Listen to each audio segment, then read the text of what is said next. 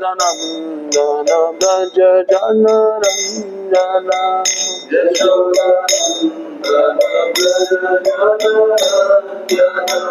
यमुना तीरा वनचारी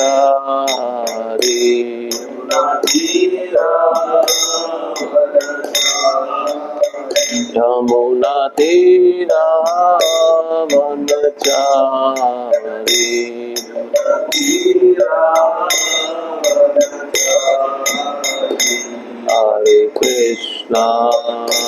हरे कृष्णा कृष्णा कृष्णा हरे हरे हरे राम राम राम हरे हरे हरे कृष्णा कृष्णा कृष्णा हरे हरे हरे राम राम राम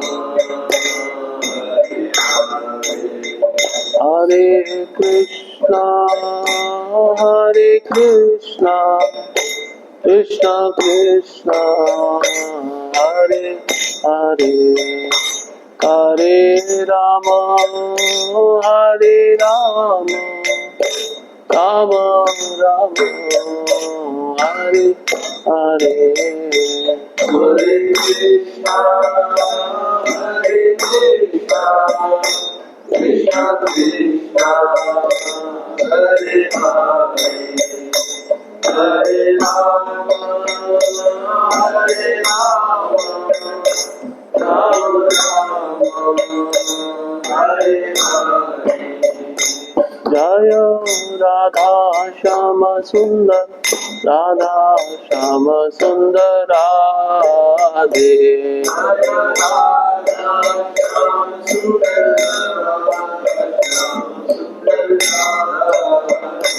जय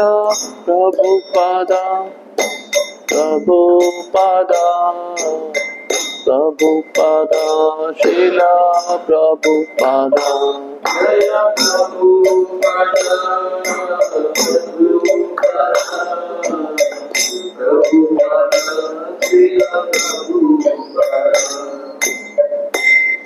श्री राधा श्याम सुंदर जी की जय, श्रील प्रभुपाद की जय, समवेत भक्त वृंद की जय। ओम नमो भगवते वासुदेवाय। ओम नमो भगवते वासुदेवाय। ओम नमो भगवते वासुदेवाय। ओम नमो भगवते वासुदेवाय। ओम नमो भगवते वासुदेवाय।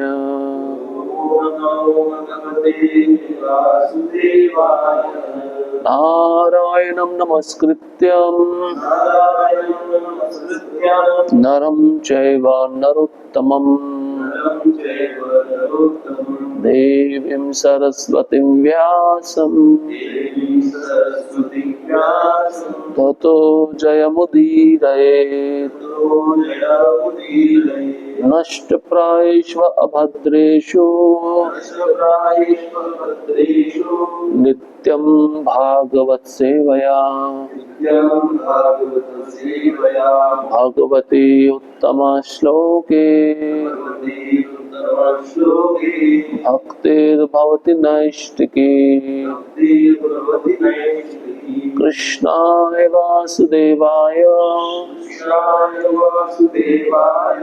देवकी नंदनाय च नंदगोपकुमाराय गोविंदाय नमो नमः।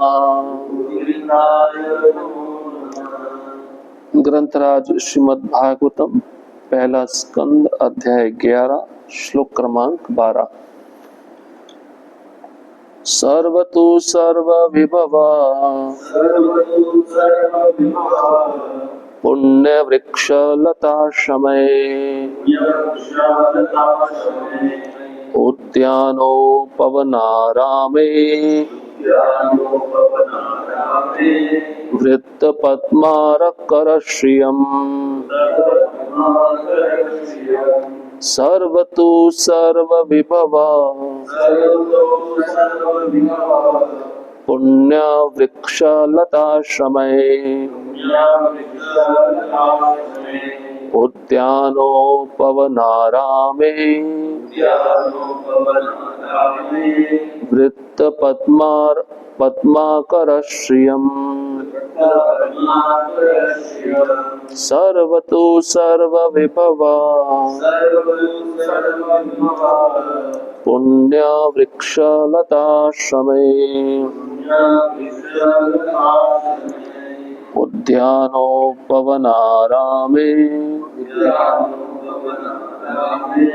वृत्तपद्माकरश्रियम्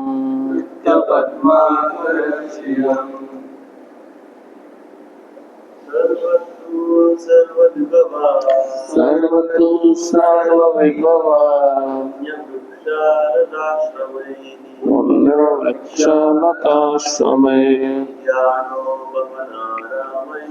उद्यानोपवनारामे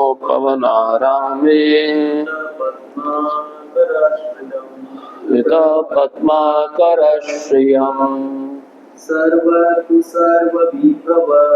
सर्वतो सर्वविभवा पुण्यवृक्षलताश्रमे उद्यानोपवनारामे वृत्तपद्माकरश्रियम् सर्वतो सर्वविभवा पुण्यवृक्षलताश्रमे उद्यानोपवनारामे वृत्तपद्माकरश्रियम् सर्वतो सर्वविभवा पुण्यवृक्षलताश्रमे उद्यानोपवनारामे वृत्तपद्माकरश्रियम्। शब्दार्थ सर्व सभी,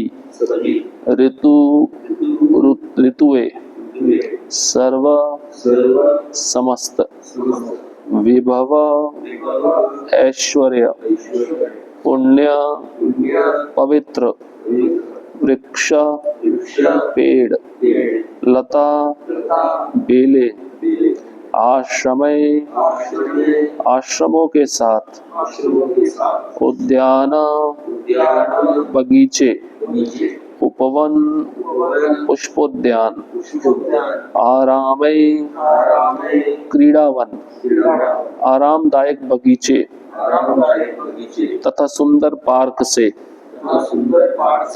वृत्त घिरे हुए, पद्म आकर कमलों के जन्म स्थल या जल के सुंदर आगार, श्रियम सुंदरता को बढ़ाने वाले।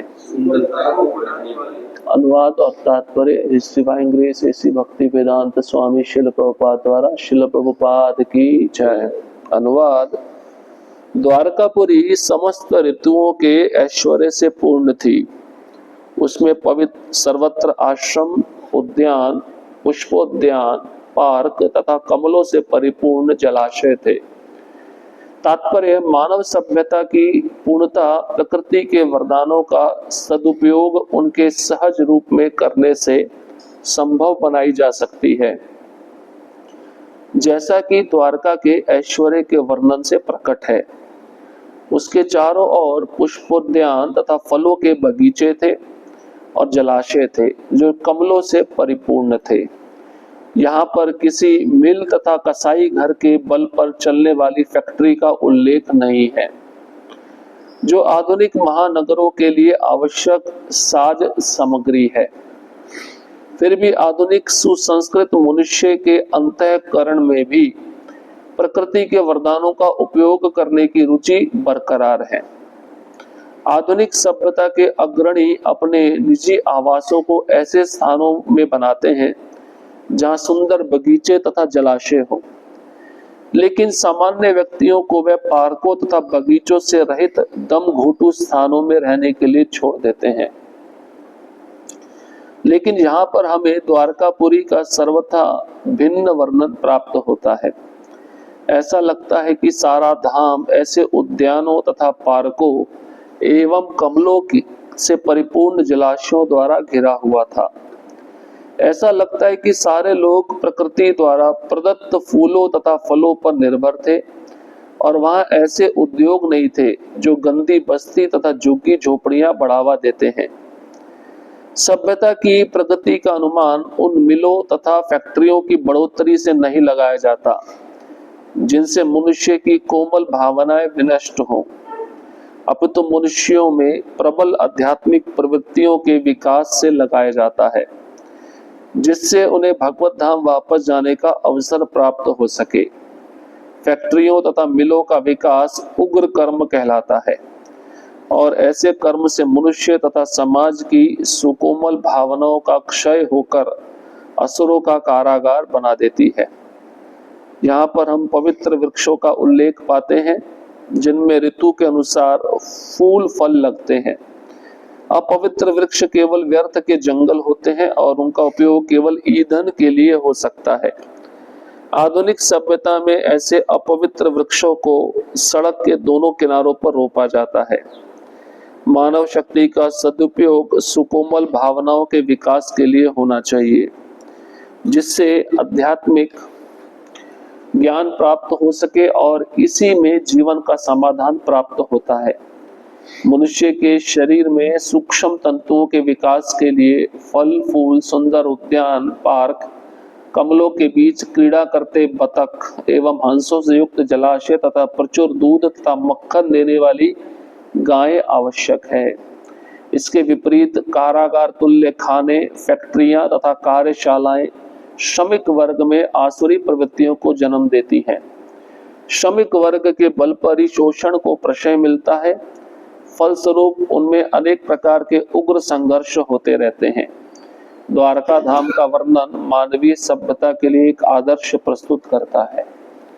ओम अज्ञानतिमिरन्धस्य ज्ञानाञ्जनशलाकया चक्षुरुन्मीलितं येन तस्मै श्रीगुरवे नमः। श्रीचैतन्यमनोभीष्टं स्थापितं येन भूतले स्वयं रूपा कदा मह्यं ददाति स्वपदान्तिकम्। वन्देऽहं श्रीगुरोः श्रीयुतापदकमलम् श्रीगुरुन् वैष्णवांश्च श्रीरूपं साग्रजातं सहगणा रघुनाथान्वितं तं सजीवम् साद्वैतं सावधूतं परिजनसहितं कृष्ण चैतन्यदेवं श्रीराधा कृष्णपादान् सहगणा ललिता श्रीविशाखान्वितांश्च हे कृष्णा करुणा सिन्धो दीनबन्धो जगत्पते गोपेश गोपिका कांत राधा कांत नमस्तुते। तप्त कांचन गौरांगी राधे वृंदावनेश्वरी वृषभानुसुते देवी प्रणमामि हरिप्रिये।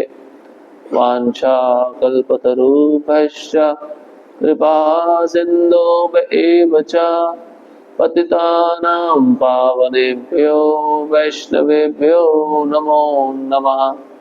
नमो महावदन्याय कृष्णप्रेमप्रदायते कृष्णाय कृष्णचैतन्य नामिने गौरत्विषे नमः। नमः ओं विष्णुपादाय कृष्णपृष्ठाय भूतले श्रीमते भक्तिवेदांत स्वामिन्निति नामिने।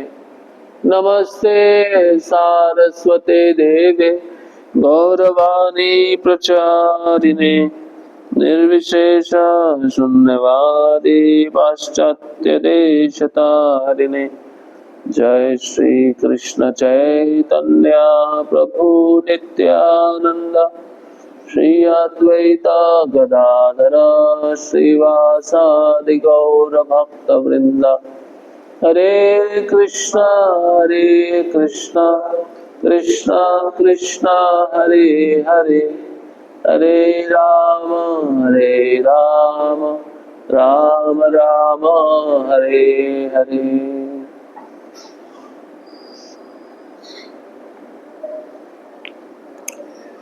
हरे कृष्णा। सभी उपस्थित भक्तों के चरणों में कृपा की याचना चाहता हूँ। मुझे अनुमति दीजिए इस भागवतम के श्लोक पे कुछ बोल सकूं, विशेषता अपने शुद्धिकरण के लिए। इस अध्याय का शीर्षक है भगवान श्री कृष्ण का द्वारका में प्रवेश। आज के श्लोक में द्वारकापुरी कैसी दिखती है, द्वारकापुरी में क्या क्या है, उसका वर्णन किया गया है। सर्व तु सर्व विभवः, सब प्रकार का जो ऐश्वर्य है वो द्वारका में है। ऐश्वर्य मतलब ऋतुएं, जैसे 6 प्रकार की ऋतुएं हैं। एक ऋतु 2 महीने का होता है, तो ये सभी 6 ऋतुएं द्वारका में आती थी। भगवान ने द्वारका नगरी कहाँ बनाया था? समुद्र में, समुद्र के नीचे ऋतुएं वहां पे भी आती थी। तो यहाँ पे लिखा है जलाशय थे, पानी के अंदर ही जलाशय थे। ऑलरेडी भगवान ने अपना पूरा घर द्वारका नगरी समुद्र में बनाया, उसमें भी जलाशय हैं। बड़े बड़े पार्क थे, उद्यान थे। ये देखकर अच्छा लगता है ना, हरियाली देखकर अच्छा लगता है। व्यक्ति सोचता है यहीं पे घर बना लूं, इतना अच्छा वातावरण है, सत्व गुण है। लेकिन प्रभुपाद जी लिखते हैं आजकल ये देखने को नहीं मिलता। आजकल क्या देखने को मिलता है? फैक्ट्रियां जो चल रही हैं सामने ही है, इसमें रहने का मन करता है। कई लोग तो बोलते हैं अभी हमें मशीनों का आवाज सुनने का इतना आदत पड़ गया कि आवाज सुने बिना हमको नींद नहीं आता। ये भी आश्चर्य है। एक वस्तु की जिसको आदत लग जाती है उसके बिना रह नहीं सकता ना वो। हमें तो आवाज पड़े तो हमें तो नींद खुल जाता है, वो कहते हैं आवाज सुने बिना हमको नींद नहीं आता। कितना अटैचमेंट है। प्रभुपाद जी कहते उग्र कर्म, फैक्ट्री, कारखाने, ये सब उग्र कर्म है। शिफ्ट लगती है ना रात में। भगवान ने रात किस लिए बनाई? विश्राम करने के लिए। पक्षी भी सोते हैं ना, एक उल्लू को छोड़ के सब सोते हैं। वो एक अलग प्राणी है, लेकिन वो रात में मनुष्य जाग रहा है, वो भी उल्लू ही है या नहीं है? प्रभुपाद बोले दिस इज आउल सोसाइटी। अब इसका एक उदाहरण बताते हैं प्रभुपाद जी। प्रभुपाद जी कहते हैं देखो, जितने भी नास्तिक होते हैं ना, जो उग्र कर्म में लगे होते हैं, जिनको पैसा चाहिए, वो भगवान को कभी मानते नहीं है। तो उल्लू को बोलो सुबह के समय, उल्लू सुबह के समय आंख बंद करके खड़ा रहता है, रात को आंख खोल के खड़ा रहता है। अब सुबह उसको बोलो आंख खोलो, देखो सूर्य सामने, बोलता नहीं आंख नहीं खोलूंगा, सूर्य है ही नहीं। इसका मतलब क्या है? उसके कहने से सूर्य क्या नहीं है? हाँ है ना, सूर्य तो है ना। अब ऐसे हम जाके बाहर के व्यक्ति को बोले जो उग्र कर्म में लगा है पैसा कमाने में, उसको बोले भगवान है, वो बोलता है नहीं भगवान नहीं है, ये उल्लू ही है। उसको कहते हैं owl society, owl civilization. Prabhupada ji English के लेक्चर में बताते हैं। तो आजकल के मानव का दशा उल्लू जैसा हो गया। प्रभुपाद जी कहते हैं गांव बहुत अच्छे थे, अभी तो गांव भी शहर में परिवर्तित होते जा रहे हैं। गांव में 1 एकड़ जमीन और एक गाय, बस, और कुछ नहीं चाहिए। आप अपनी जमीन पे खेती करो, गाय से दूध निकालो, और प्रभुपाद जी कहते हैं अनाज और दूध को मिलाओगे तो 250 प्रकार के व्यंजन बन सकते हैं। 250 प्रकार के। खाओ, संतुष्ट रहो। व्यक्ति कमा क्यों रहा है? खाने के लिए ना, तो फैक्ट्रियां नहीं थी। प्रभुपाद जी कहते जब मैं दिल्ली से मोटर गाड़ी में बैठता था वृंदावन जाने के लिए, तो रास्ते में मुझे सारे लोग साइकिल पे कारखाने की तरफ दौड़ रहे हैं। प्रभुपाद बोले जितना ज्यादा फैक्ट्री खोल रहे हो खोलो, जब पृथ्वी अनाज देना बंद कर देगी तो फैक्ट्री में अनाज पैदा करना कर सकता है मनुष्य? फैक्ट्री में अनाज पैदा नहीं हो सकता। फैक्ट्री में नट बोल्ट पैदा होंगे। प्रभुपाद बोलते वही अनाज समझ के खाना, नट बोल्ट तुम्हारा पालन पोषण करेंगे। अब वृक्षों की बात है, वृक्ष काटे जा रहे हैं ना, बड़े बड़े रास्ते करने के लिए वृक्ष काटे जा रहे हैं। जो महत्वपूर्ण वृक्ष है, जैसे आम का वृक्ष है, कटहल का वृक्ष है, इसको नहीं काटना चाहिए। पीपल का वृक्ष है, वट वृक्ष है, ये मनुष्यों के सुविधाओं के लिए बनाया है प्रकृति ने। और मनुष्य क्या कर रहा है, अपनी सुविधा के लिए रास्ता बड़ा करना है तो दाएं बाजू के बाएं बाजू के सब वृक्ष काट रहा है। इससे क्या हो रहा है, पर्यावरण को नुकसान पहुंच रहा है ना। वृक्ष क्या एब्जॉर्ब करते हैं, कार्बन डाइऑक्साइड। वही कार्बन डाइऑक्साइड कहाँ से निकल रहा है, आपके व्हीकल से निकल रहा है। जब तुम पेड़ ही काटते जाओगे और प्रचुर मात्रा में कार्बन डाइऑक्साइड निकलता जाएगा और वृक्ष नहीं बचेंगे उसको लेने के लिए, तो तुम्हें ही लेना पड़ेगा। उससे क्या होगा, बीमारी होगा। फिर तुम रात में काम करोगे फैक्ट्रियों में जाकर, रात भगवान ने बनाया है विश्राम करने के लिए। अभी तो पता नहीं चलेगा, कुछ समय के बाद बहुत सारी बीमारियां लग जाएंगी। एक बीमारी है इंसोम्निया, नींद आना बंद हो जाता है, उसको नींद आती नहीं है। ठीक से शरीर को अगर नींद नहीं आता है तो मानसिक बीमारी शुरू हो जाती है, उसका मन पागलों की तरह काम करने लगता है। फिर क्यों, क्योंकि रात भर जाग के पैसा कमाना है। व्यक्ति को आज के संसार में कहीं पे भी शांति नहीं मिल रही है। उसको हम शांति के लिए बुलाएं। शांति का सूत्र क्या है, भगवत गीता में क्या बोले भगवान, भोक्तारम यज्ञ तपसाम सर्वलोकम ऐश्वरम सुहृदम सर्वभूतानाम ज्ञात्वा माम शांति पृच्छति। प्रभुपाद जी कहते जो तीन बातें जानता है वो शांति प्राप्त कर सकता है। भगवान ही भोक्ता है, हम भोक्ता नहीं है। भगवान के द्वारा जो छोड़ा गया पदार्थ है हम उसको ग्रहण करें, हम उपभोक्ता हैं। हम भोक्ता नहीं बन सकते, हम कितना भी प्रयास करें। जैसे भगवान भोक्ता है, उन्होंने द्वारका में 16,108 रानियों के लिए महल बनाया, तो मनुष्य इतने महल बना सकता है, भगवान का बराबरी कर सकता है। ज्यादा से ज्यादा 4 शादी कर लेगा तो 4 महल बना लेगा। चलो 4 नहीं तो 20 शादी कर लिया, 20 महल बना लिया। 16,108 तो नहीं कर सकता, क्षमता नहीं है उसकी, भगवान के साथ वो बराबरी नहीं कर सकता। लेकिन इस जगत में आकर उसके मन में क्या भाव पैदा होता है, मैं भोगता हूं। हर एक क्षेत्र में, जैसे क्रिकेट है, क्रिकेट में भी जो अभी टॉप ऑर्डर जो सबसे श्रेष्ठ बैट्समैन है, उसका मन क्या करता है, मैं श्रेष्ठ रहूं, सबसे ऊपर रहूं, है ना भाई। ज्यादा रन बनाता रहेगा तो ऊपर रहेगा, ज्यादा रन जिस दिन नहीं बनेंगे तो नीचे आना शुरू हो जाएगा। उसको पता है मैंने जिस दिन 2-3 इनिंग 0 पे आउट हो गया, रन नहीं बने, तो मेरा जो रैंक है वो नीचे आ जाएगा। तो अपने को ऊपर रखना चाहता है, मतलब क्या, भोक्ता। मैं श्रेष्ठ हूं, मैं सर्वोपरि हूं। ये खाली एक क्रिकेट का फील्ड नहीं है, हर एक फील्ड में है। बिजनेस का फील्ड देख लो, इंडस्ट्री का फील्ड देख लो, हर एक को भोक्ता बनना है। एक बार प्रभुपाद जी जापान में थे, तो उनको अपने भगवत गीता का प्रिंट करवाना था। तो प्रिंटिंग के लिए उन्होंने बहुत सारे कंपनी के मालिकों को बुलाया था कोटेशन के लिए। तो जो भी अपना प्राइस का कोटेशन सबसे कम देगा हम उसको ये ऑफर दे देंगे। तो सभी बैठे थे कंपनियों के मालिक, तो चर्चा चली, लेकिन सेटलमेंट नहीं हो पा रहा था। प्रभुपाद जी जिस प्राइस पे चाहते थे अपनी भगवत गीता प्रिंट कराने के लिए, वो प्राइस उनको नहीं मिल पा रहा था।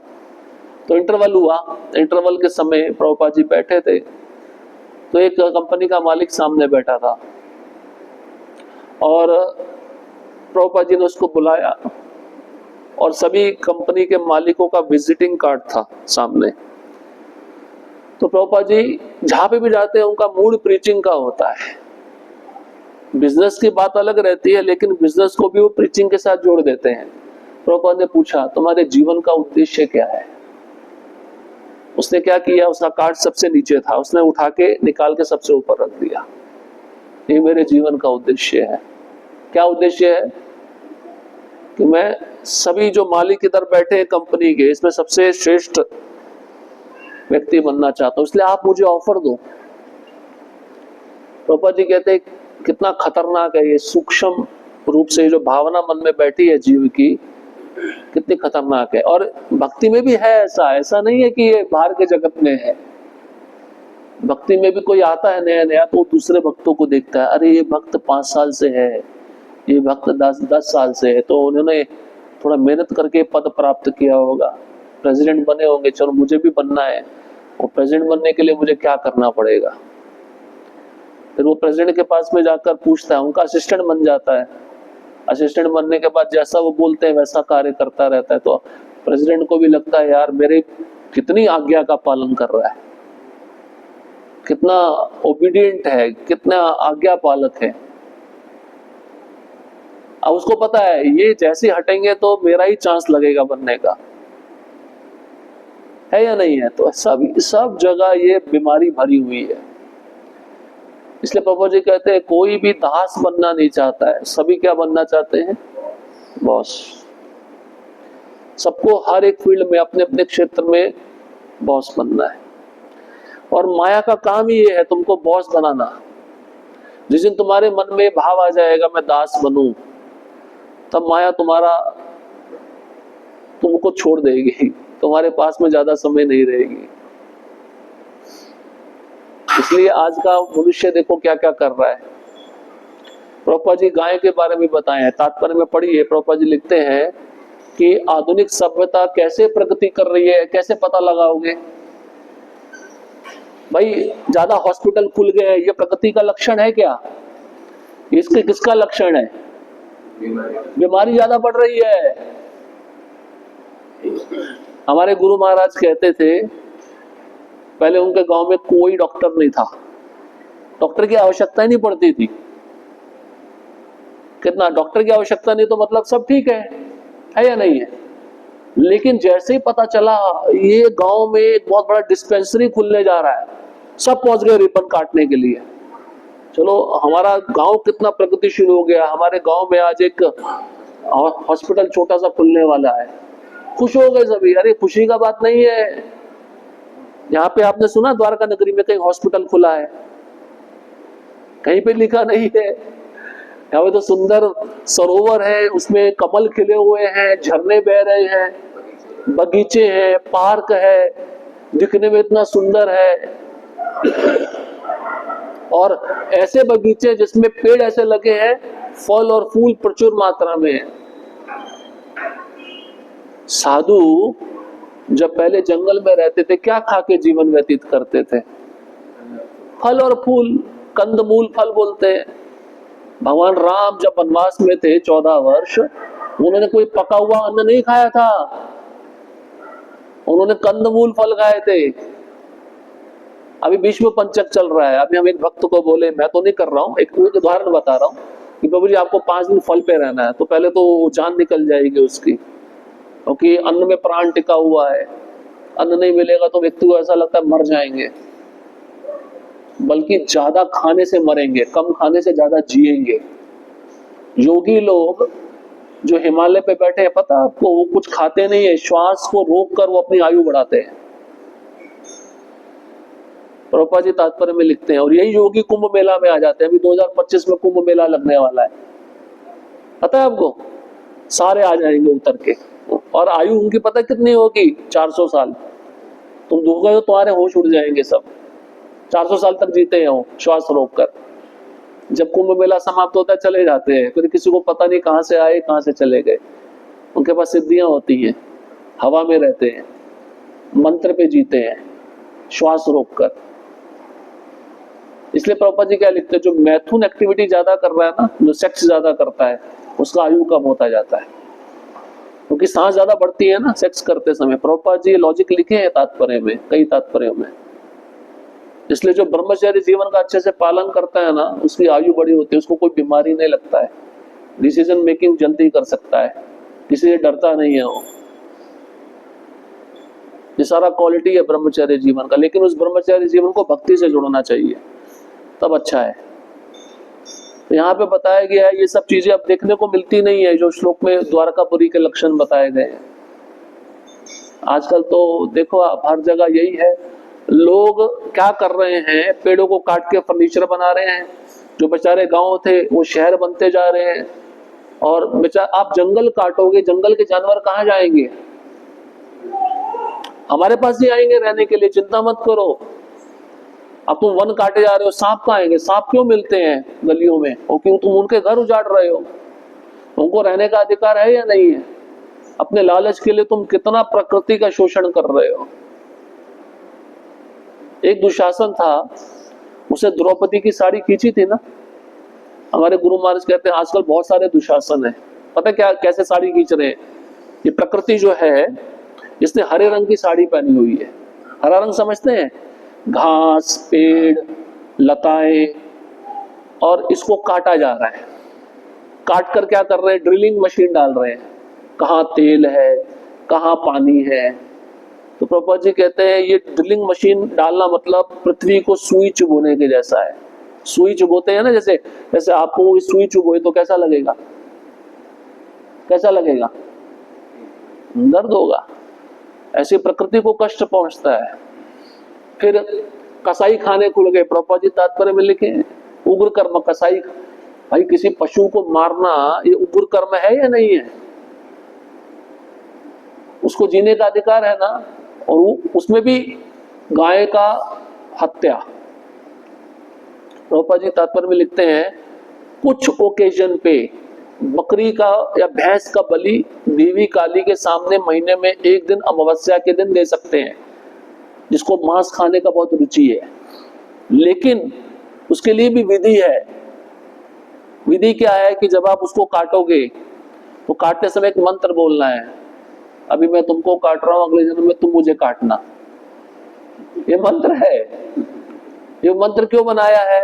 ये पढ़ोगे, सुनोगे तो तुम्हें डर लगेगा नहीं लगेगा?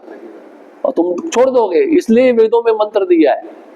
लेकिन अब उस मंत्र को ना उच्चारण करते हुए, विधि विधान का पालन ना करते हुए, और किसी काली के सामने ना काटते हुए बस बिंदास एक दुकान खोल दिया, उसको काटे जाओ, बेचे जाओ। ये काली का प्रसाद है।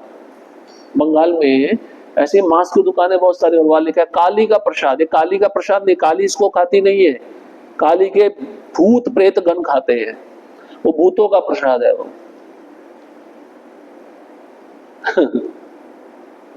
काली तो वैष्णवी है, भगवान की भक्त है, वो नहीं खाती इसको।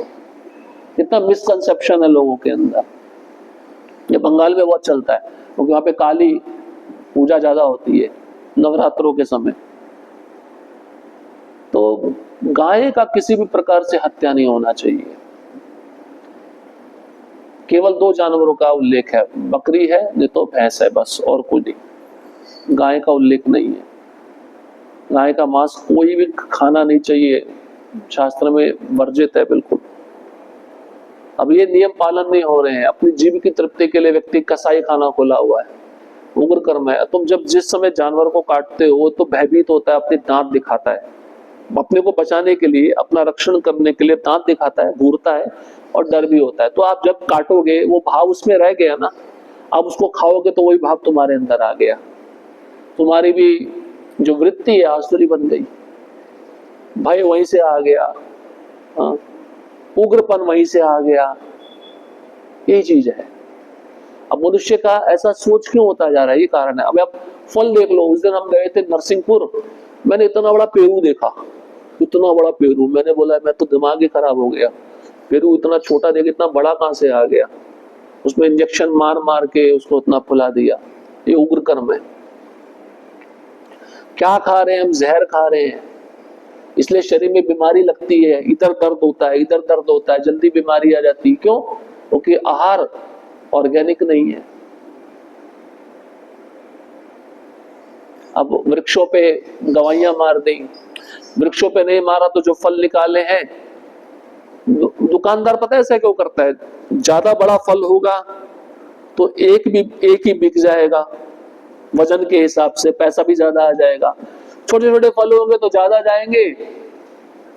सोच रहे हैं आप, लालच की प्रवृत्ति कितनी बढ़ती जा रही है, जबकि उसमें है कुछ नहीं। आप खाओगे तो उसमें कुछ मिठास नहीं है, कुछ पोषण नहीं है कि आपके शरीर को कुछ पोषण दे सके, उसमें रसायन तत्व है ही नहीं।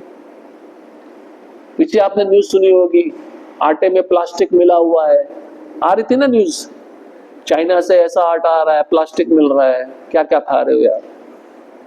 इसलिए प्रभुपाद जी क्या कहते थे, अपनी जमीन हो, अपनी जमीन पे सब्जी उगाओ, अपनी जमीन पे अन्न उगाओ, गाय रखो, गाय से दूध निकालो, खुश रहो। लेकिन व्यक्ति अब क्या कर रहा है, पैसे के लालच में गांव छोड़ के शहर आ रहा है। शहर वाले अमेरिका दौड़ रहे हैं, अमेरिका वाले चांद पे जा रहे हैं, मंगल पे जा रहे हैं। एलोन मस्क, सुना नाम? उसने एक रॉकेट छोड़ा, वापस भी आ गया, पहला आदमी बन गया लाने के लिए, इतना खुश है। उसके लिए उसने करोड़ों डॉलर खर्च किया। स्पेस स्टेशन बना रहे हैं चंद्रमा पे। कौन रहेगा चंद्रमा पे भाई? तुम्हारी नानी रहेगी चंद्रमा में या तुम्हारा नाना रहेगा? यहाँ पे तो जिया जा नहीं रहा है, चंद्रमा पे जियोगे। कैसा बुद्धि बनता जा रहा है मनुष्य का।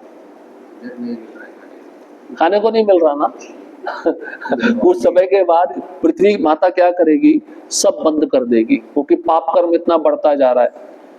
फिर भूखमरी होगी। भूखमरी में क्या होगा, व्यक्ति एक दूसरे को मार के खाएगा, ये होने वाला है। और ये अभी इसका ट्रेलर चल रहा है। आप ताइवान जाओ, ताइवान में जो स्त्री के भ्रूण होता है ना, भ्रूण, मरा हुआ भ्रूण, वूम्ब बोलते हैं, वूम्ब, जब बच्चा मर जाता है उसको निकाल के पका के खाते हैं ताइवान में। चाइना देख लो, प्रभुपाद जी कहते हैं चाइना में जिसका जन्म हुआ है बड़ा पापी व्यक्ति है। चाइना वाले कुछ भी छोड़ते नहीं है, सांप खाते हैं, छिपकली खाते हैं, खा लेते हैं। अच्छा है ना? हमें देखकर तो ऐसा लगेगा पता नहीं हमारे सामने क्या हो रहा है। उनके लिए आम बात है पूरी। एक मार्केट लगता है पता आपको, डॉग फेस्टिवल, कैट फेस्टिवल, उसमें एक दिन में 10,000 कुत्ते काट के लटका देते हैं और बिक्री भी होते हैं। ऐसा बात नहीं है, बिक्री होते हैं। क्योंकि इतना ज्यादा क्यों कट रहा है, बिक रहा है? क्योंकि खाने वालों की तादाद ज्यादा है। बड़ी भयावह स्थिति है। रशिया में एक मार्केट दिखाते हैं, उसमें सारे जानवरों का मांस है, लेकिन बर्फ इतनी गिरती है, आप उस मछली को अड़ाओगे, मछली बर्फ बन गई है पूरी। ऐसे टक टक करोगे, इतनी हार्ड बन गई है, उसको कैसे पका के खाओगे मुझे बताओ। हर जगह ये उग्र कर्म चल रहा है। तो यहां पर मानव सभ्यता तभी प्रगति कर सकती है जब गाय का रक्षण होगा, ब्राह्मण संस्कृति होगी, और जो प्रकृति हमको जो पदार्थ दे रही है सेवन करने के लिए, उसका सही सदुपयोग होगा। पहले के राजा लोग, प्रकृति उस समय इतना प्रचुर मात्रा में ये सब पदार्थ क्यों देती थी पता आपको? राजा क्योंकि भक्त होता था, राजा भगवान का सेवक होता था। इसलिए समुद्र क्या करता था, समुद्र की एक लहर आती थी और तट पे समुद्र के पास रत्न है, अंदर मोती है, रत्न मोती वो तट पे छोड़कर समुद्र चला जाता था। और लालच नहीं था नागरिकों में, वो मोती पड़ा है, हीरा पड़ा है तट पे, वो पड़ा रहता था। भगवान राम के समय रामायण में ऐसा वर्णन है कि भगवान राम ने प्रचुर मात्रा में ब्राह्मणों को जमीनें दान की, जमीनें, बड़ी बड़ी जमीनें। भगवान बहुत खुश थे ब्राह्मणों के व्यवहार से, लेकिन ब्राह्मण भी इतने संतुष्ट थे। ब्राह्मण बोलते भैया हम प्रॉफिट नहीं कमा सकते इन जमीनों को लेकर, क्योंकि ब्राह्मण उस समय भिक्षावृत्ति पे जीवित रहता था। कैसी भिक्षावृत्ति? वो वेदों का ज्ञान देता था, बदले में जिस ब्राह्मण को जो मिलता था उसमें संतुष्ट रहता था। अब राजा को प्रसन्न करने के लिए, भगवान राम को प्रसन्न करने के लिए ब्राह्मणों ने स्वीकार कर लिया जमीन, लेकिन वो लोभी नहीं थे। उन ब्राह्मणों ने वापस दे दिया जमीन। उन ब्राह्मणों ने देखा भगवान राम का स्वभाव इतना सुंदर है, इतना सुंदर है कि एक आदर्श राजा भी है और भगवान भी है। ये देखिए आप, कभी उस समय राजऋषियों के समय प्रकृति भरपूर मात्रा में, पृथ्वी हो, बादल हो, बादल वर्षा देते थे। वर्षा भी पता है कैसी थी? दिन में वर्षा नहीं होती थी, रात में होती थी, और जितनी चाहिए उतनी वर्षा होती थी। पृथ्वी महाराज का चरित्र पढ़िए, उसमें लिखा है रात में क्यों वर्षा होती थी। कोई काम पे नहीं जाते थे रात में, सब सोते थे, और कितनी वर्षा चाहिए उतनी। अभी क्या है, प्रकृति क्यों समस्या पैदा कर रही है? बाढ़ आ गई, बाढ़ आने से सड़कें टूट गई, बांध टूट गए, घरों में पानी बह गया। क्यों? क्योंकि प्रकृति देख रही है कि जो मैं वस्तुएं देती हूँ, ये मनुष्य उसका सही से उपयोग नहीं कर रहा है। सब मनुष्य लोभी होते जा रहे हैं। संतुष्टि होनी चाहिए। अब आपके मन में अगर रजोगुण बैठा है तो आप रजोगुण जैसा वातावरण चाहोगे ना। अगर आपके मन में तमोगुण बैठा तो आप तमोगुण जैसा वातावरण चाहोगे। लेकिन ये तो भगवान की नगरी है, द्वारकापुरी है। यहाँ पे तो कौन रहते हैं? सब भगवान के भक्त रहते हैं, वो परम संतुष्ट हैं। इसलिए प्रकृति ने वहां पे वैसा वातावरण बना के रखा है। आप किसी बड़े पार्क में जाते हो, वहां पे बड़ा फाउंटेन लगाओ, आपको देख के कितना अच्छा लगता है ना? है या नहीं है? लेकिन अब पार्क कम होते जा रहे हैं, है ना, क्योंकि हर कोई अपना घर बना रहा है। आने वाले समय में मैं सोचता हूँ सड़कें बचेंगी नहीं बचेंगी। सड़कें तो वैसे क्या बचेंगी, पॉपुलेशन बढ़ती जा रही है, उसके अनुसार गाड़ियां भी बढ़ती जा रही है, रास्ते उतने ही है। अब सरकार क्या करती है, ट्रैफिक ज्यादा जाम हो रहा है तो सड़कों के आजू बाजू पे पेड़ को काटो, रास्ते को बढ़ाओ, जिससे ज्यादा ट्रैफिक आ सके। क्या हो रहा है भैया? जितना आप मनुष्यों का डिमांड पूरा करने जाओगे, उतना कंजम्पशन भी तो बढ़ता जा रहा है ना, है या नहीं है? पहले के जमाने में बैलगाड़ी चलती थी, बैलगाड़ी में कोई पेट्रोल नहीं, कुछ नहीं। पहले लोग पैदल यात्रा करते थे, उस समय कोई वाहन नहीं था। सुविधा के लिए बना दिया, लेकिन उसका गलत उपयोग कितना हो रहा है। आजकल एक घर में 3-3 गाड़ी है, जाना एक ही दिशा में है, जाना एक ही स्थान पे है, तो 3 भाई अपना अलग अलग गाड़ी एक ही स्थान पे लेके जाते हैं। एक गाड़ी में तीनों बैठ के जा सकते हैं, लेकिन नहीं जाएंगे। क्यों? क्योंकि दिखाना है कि मेरी अपनी पर्सनल गाड़ी है। उदाहरण है ये, और ये सच है ये। इसलिए वैसा वातावरण भी निर्माण नहीं होता। अब ये आप देख रहे हो कितना प्रदूषण फैल रहा है फैक्ट्रियों से। यमुना देखा, यमुना इतनी काली हो गई है, दिल्ली में यमुना इतनी भयंकर हो गई है, झाग आ गया ऊपर, झाग, जहरीला झाग, जो केमिकल फैक्ट्रियां छोड़ रही हो यमुना में छोड़ रही है। आप सोचिए, यमुना इतनी प्रदूषित हो गई है, यमुना का जल आप हाथ में ले नहीं सकते। आप हाथ में लिए ना, आपका हाथ काला हो जाएगा और स्किन डिजीज हो जाएगी। मनुष्य इतना क्रूर हो गया, पवित्र नदियों को खत्म किए जा रहा है। यमुना कौन है? भगवान की पत्नी है, कालिंदी है, उसको पूरा खत्म कर दिया। सारा वेस्ट उस यमुना में डाल रहा है, सीवेज पाइप, गटर का पानी सब यमुना में। आप सोचिए मनुष्य का बुद्धि किस दिशा में जा रहा है। और जैसा हम प्रकृति के साथ व्यवहार करेंगे, प्रकृति फिर हमारा प्रकृति अपना प्रकोप दिखाएगी।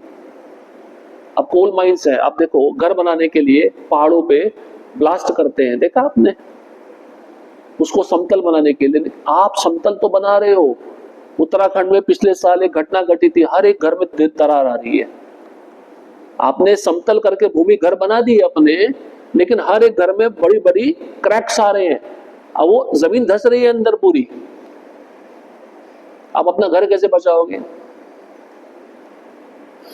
हमारे पूर्वजों की जमीन है, हम यहाँ पे रहेंगे, हम जमीन को नहीं छोड़ेंगे। आप प्रकृति से कितना गलत व्यवहार करोगे, प्रकृति 2 गुना तुमसे अधिक गलत व्यवहार करेगी। यहाँ पे बताया गया, प्रभुपाद जी तात्पर्य में लिखे। और व्यक्ति लालची इतना, कलयुग कैसे ऐसे कलयुग बढ़ रहा है, लालच और बढ़ता जा रहा है। व्यक्ति कभी भी इस स्थिति में नहीं आएगा। अपना जमीन हो, गाय हो, बस शांति से रहे। सुखमय जीवन था। मोबाइल के कारण कितना प्रॉब्लम हो रहा है, कितना गलत चीजें हो रही हैं, मिसयूज हो रहा है ना। पहले मोबाइल नहीं होते थे, बटन वाला मोबाइल होता था, खाली बात किया हो गया, अच्छा था ना। जितना फैसिलिटी ज्यादा मोबाइल में बढ़ता जा रहा है, परेशानी भी उतनी ज्यादा बढ़ती जा रही है। ये भी उग्र कर्म है। फैक्ट्रियां लगा लो मोबाइल की, हम आधुनिक हो गए। भारत अभी पहला देश, दूसरा देश बन गया ज्यादा मोबाइल बनाने वाला, नाम आता है। ये कोई प्रगति का लक्षण नहीं है। प्रगति का लक्षण ये होता था कि जिसके घर में ज्यादा गायें हैं, जिसकी ज्यादा भूमि है, उसको धनी माना जाता था। पैसे से कोई धनी नहीं होता था पहले के जमाने में। नंद बाबा के पास कितनी गायें थी? कितनी गायें थी? 9 लाख। 9 लाख गायों को रखने के लिए जगह भी तो चाहिए। नंद बाबा सबसे धनी थे ब्रज में। इसलिए द्वारकापुरी का बहुत सुंदर वर्णन है। और इस द्वारकापुरी का आशा हम, प्रभुपाद ने हमको थोड़ा बहुत झलक दिखाया है। तो मायापुर में अगर आप जाएंगे तो बहुत अच्छा वातावरण है। प्रभुपाद जी ने खेती के लिए जमीन है, फार्म करने के लिए गौशालाएं हैं। तो व्यक्ति को सेल्फ सफिशिएंट होना चाहिए, अपने ऊपर निर्भर रहना चाहिए। अपना उगाओ, अपना खाओ, बस। बाहर से कुछ लेना देना नहीं, बाहर से कुछ खरीदारी नहीं होनी चाहिए। एक आपने हंगरी देश है, हंगरी देश यूरोप में, वहां पे शिवराम महाराज रहते हैं। उन्होंने भी बहुत सुंदर कई एकड़ में वृंदावन धाम बनाया है। बहुत सुंदर, हरियाली हरियाली है, ग्रस्त रहते हैं, सारी सेवा करते हैं। तो ऐसा वातावरण होना चाहिए, तभी हमें रहने में अच्छा होगा। हमारे भक्त भी इस वातावरण में रह नहीं पा रहे। उनका मन नहीं लग रहा, छोड़ के जा रहे हैं। पीछे एक भक्त छोड़ के चला गया, उसको पूछा गया, बोले मेरा मन नहीं लग रहा है इधर। ठीक है, समाप्त करते हैं। हरे कृष्णा कृष्णा कृष्णा हरे हरे, हरे राम राम राम हरे। किसी का कोई प्रश्न? यस प्रभु जी।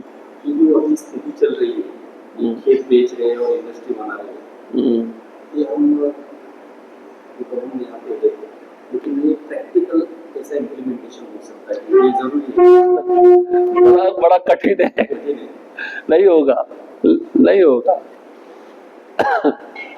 नहीं होगा। राजा अगर प्रजा का रक्षण चाहता तो राजा को ये इम्प्लीमेंटेशन करना पड़ेगा, और प्रजा को थोड़ा लालच देना होगा। प्रजा अगर समझदार है, राजा को पहले भक्त बनना पड़ेगा, भक्त बन के ये ज्ञान देना पड़ेगा ब्राह्मणों के द्वारा, तब प्रजा समझेगी, तब ये चीज हो सकती है। लेकिन राजा कैसा है? राजा ही पहले धूर्त है। आपने जिसको वोट दिया है वो राजा ही सबसे बड़ा मूर्ख है। आपको क्या मार्गदर्शन करेगा वो? अभी वोटिंग आ रहा है ना महाराष्ट्र में, तुम मुझे वोट दो, मैं मदरसे खुलवा दूंगा। आपको पता है 1947 में जब भारत आजाद हुआ था तो गुरुकुल थे। गुरुकुल पता है कितने थे? 36,000 गुरुकुल थे, और मदरसे 200 थे। अब मदरसे 36,000 हो गए, गुरुकुल 100 बचे हैं।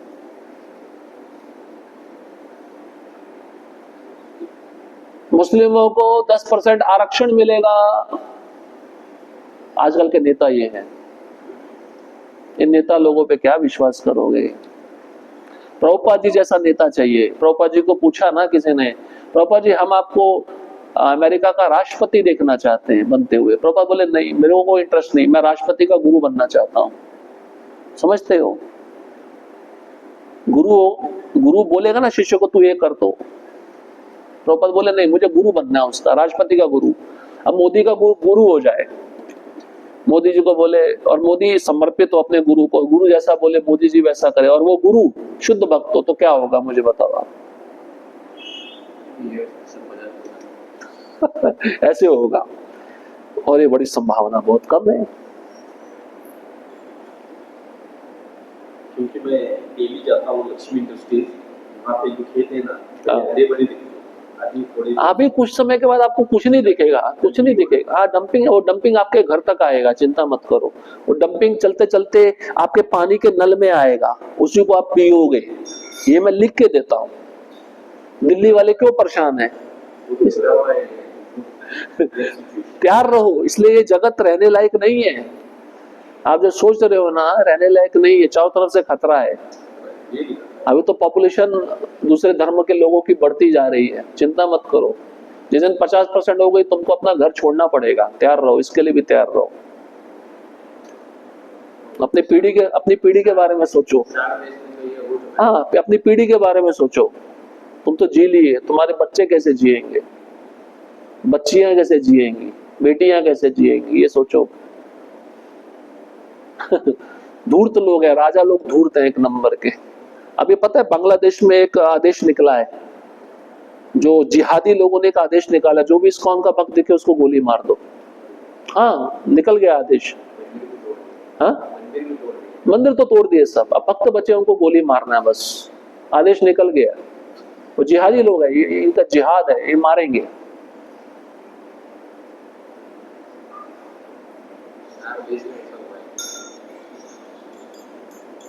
एक रहते नहीं ना, हम एकजुट नहीं है हम, तो बाहर वाला फायदा उठाएगा नहीं उठाएगा। भारत जो सोने की चिड़िया कहलाती थी, आज कुछ भी नहीं है उसके पास में। कौन ले गया? ब्रिटिशर लोग ले गए सब। कैसे कैसे किया? उन्होंने देखा अरे ये अपने धर्म के प्रति बड़े पक्के हैं, पहले इनके धर्म से इनको अलग करो, जाति में बांटो इनको, जाति में बांटोगे हमारा काम हो जाएगा। बस यही किया उन्होंने, और अभी तक वही चल रहा है। अब व्यक्ति सोचता है चलो उस पर प्रॉब्लम आई है, मेरे पे थोड़ी ना आएगी, आराम से बैठा रहता है। बेटा वो प्रॉब्लम, अब लाइन में बकरे खड़े हैं, वो कट रहा है, मैं थोड़ी ना कटूंगा, वही चीज है, वेट करते रहो। जिस दिन तुम्हारे तक प्रॉब्लम आएगी तुम हाहाकार करोगे, फिर बहुत देर हो चुकी होगी। ऐसे थी गवर्नमेंट को सोचना चाहिए, गवर्नमेंट इसमें इंप्लीमेंट करना चाहिए, सख्ती से नियम पालन करना चाहिए। गवर्नमेंट नहीं करेगी, वोट बैंक चाहिए, वोट बैंक चाहिए, पैसा भी वोट बैंक सब है। ठीक है, नहीं होगा, आपका जो सपना है वो नहीं होगा। दूसरे कलयुग में हो सकता है, जब आप कहीं दूसरे कलयुग में जन्म लोगे। अभी पॉसिबल नहीं है, भूल जाओ। ठीक है, श्रील प्रभुपाद की जय। श्री राधा श्याम सुंदर